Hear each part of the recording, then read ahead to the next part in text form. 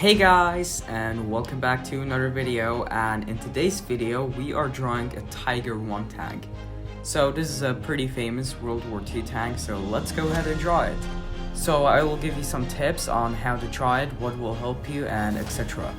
So as you see, I'm currently sketching the tank, trying to get a shape to it. And also it would really help to use a reference picture. For example, here's mine. So now for the actual drawing, it would really help to use a ruler, so that's what I'm doing.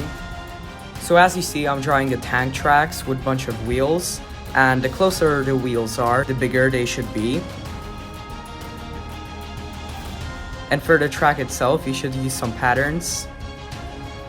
And on the edges, you should definitely use a ruler. As you see, I corrected myself, because it sure looks ugly when it's not symmetrical, so make sure to do that. Also, a very important thing is that the tracks have to touch the wheels, otherwise it doesn't really make sense.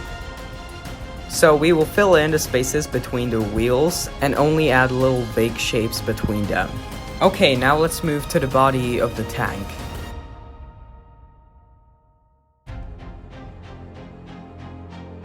So first we have the other tracks that we have to put in and basically mimic the same thing as we have in the first ones.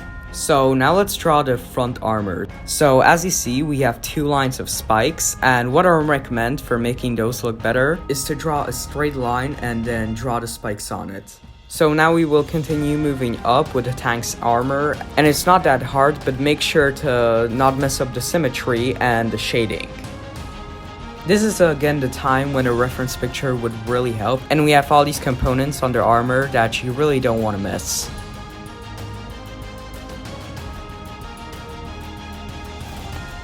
Alrighty, so now we're moving to the turret of the tank. So in this case, I would put the turret on an angle that makes it look like it's above you, to give the tank some sort of scale. Oh, and by the way, in this part of the tank, symmetry is the most important, so make sure to get it right.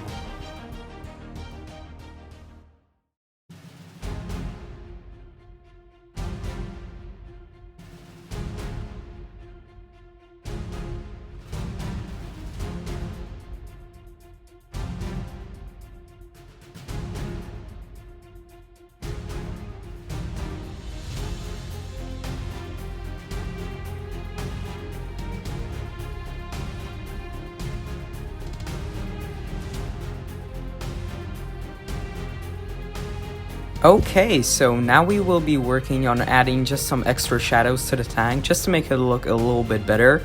And that's about it. So hopefully you like this tutorial, and make sure to subscribe to my channel. I have many other videos, and that's about it. So goodbye!